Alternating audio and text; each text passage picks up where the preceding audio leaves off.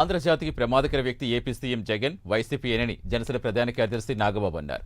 పాయకరావుపేట మండలం గుంటపల్లి గ్రామంలో జరిగిన జనసేన కార్యకర్తల సమావేశానికి హాజరయ్యారు.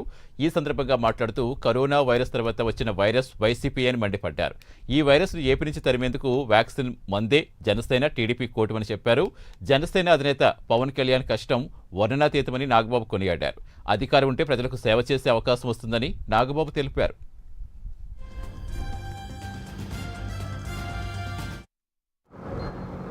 తెలంగాణకి రాష్ట్రానికి ఒక చెప్పాలంటే ఆ రాష్ట్రాన్ని తెచ్చినటువంటి వ్యక్తి ఆయన, అంత గొప్ప వ్యక్తి.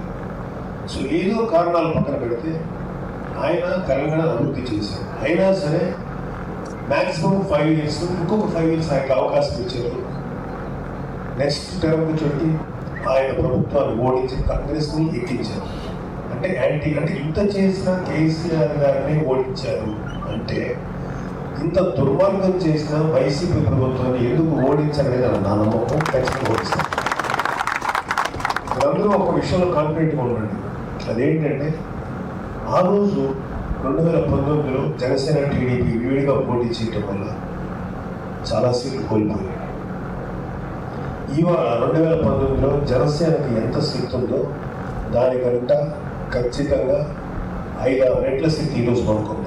7 to 8 times we are more powerful than 2019. నాకు ఒకటే కారణం,